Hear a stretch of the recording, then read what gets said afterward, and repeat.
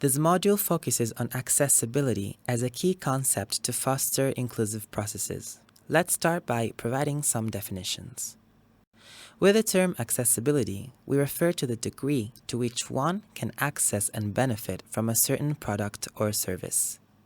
In other words, the level of accessibility of a certain space, object, or service is linked to how easy it is to access it, interact with it, and, lastly, understand it.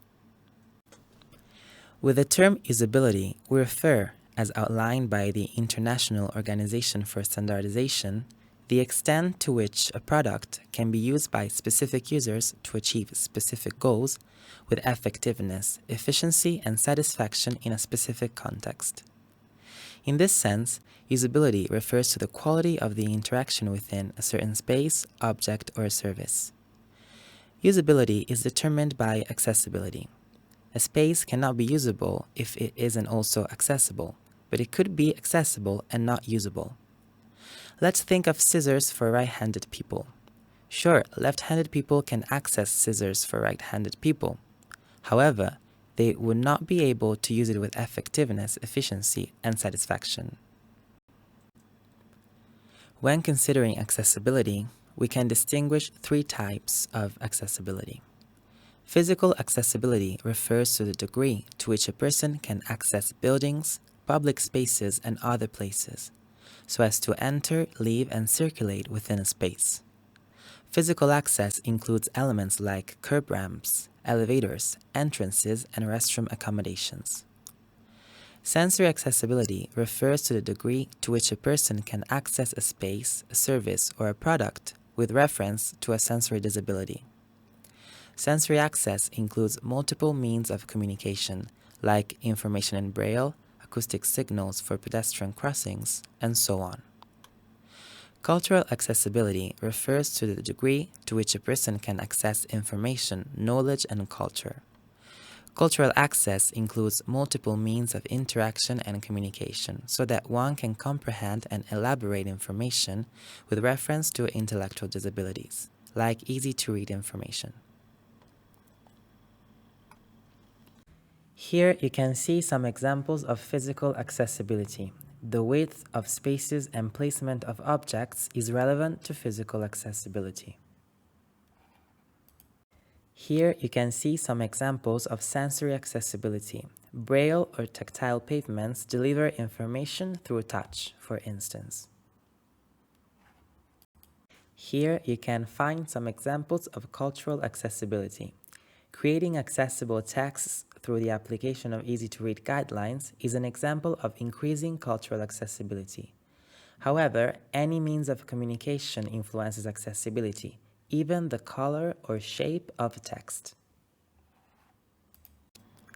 But why is accessibility important? As Article 9 of the Convention of the Rights of Persons with Disabilities states, accessibility is directly connected to the acknowledgement and enjoyment of one's rights and their full and effective participation. Both accessibility and usability refer to human diversity. Some things could be accessible and usable for people with certain characteristics, like age, gender, or ability, while others could not. How can we prevent this from creating exclusion and discrimination phenomena? Luckily, there are tools and approaches that help us with this. Universal design, or design for all, is a design approach that aims at increasing the accessibility and usability of spaces, products, and services to all people to the greatest extent possible, regardless of their age, gender, or abilities. The idea is to minimize the need for specific tools and assistive technologies required to access a space, service, or product. The universal design approach was created in the field of architecture, but it was extended to every aspect of design, even in the world of education, as we will see. Universal design is an approach, a philosophy that can be applied to every context in which we want to achieve inclusion. Concerning our field, education, we can cite the Universal Design for Learning approach. It aims at offering equal opportunities to every student for developing their potential and inner talents, as well as achieving scholastic success. It relies on the idea that each student has a unique learning style based on many factors: physical, emotional, cultural, and so on. And it is based on three principles. Providing multiple means of representation, meaning presenting information and content in different ways through different didactic tools. Providing multiple means of action and expression, in terms of giving the opportunity to students to express what they know in multiple ways. Providing multiple means of engagement, which means stimulating interest and motivation for learning through different strategies. In other words, Universal Design for Learning aims at increasing the accessibility and usability of educational contexts, increasing the quality of students' educational experience, and embracing students' diversity for an inclusive environment. Universal Design for Learning is not an abstract concept. Think about all the tools you can use to support teaching in the classroom. Ensuring a variety of channels can increase accessibility in education. Students might prefer visual supports, audio supports, or other forms of interaction to learn and participate to the classroom activities. We previously mentioned that the context is fundamental for one's rights and full participation. To better explain this point, we might refer to the International Classification of Functioning, Disability, and Health.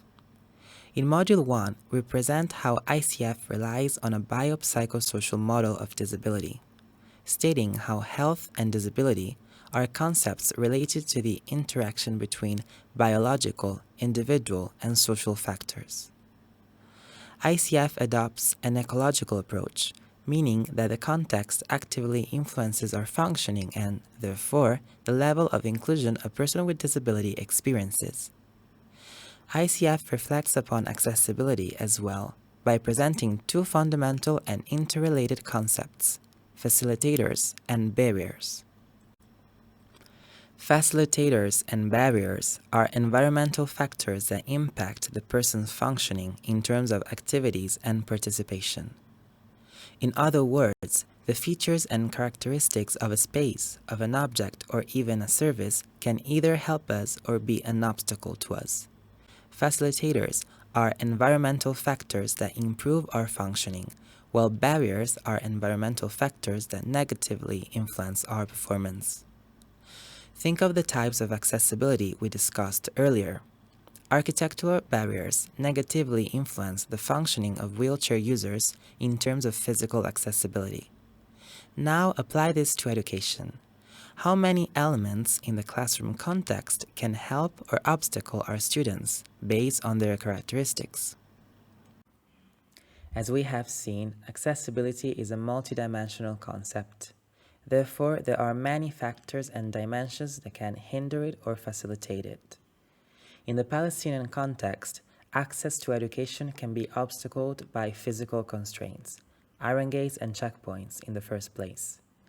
In this sense, access to cities, villages, and refugee camps in the West Bank is not completely free, and sometimes possible only through unpaved paths that are not meant to be crossed by pedestrians. The Ministry of Education contemplates precautionary measures, such as canceling classes or implementing partial attendance on difficult days.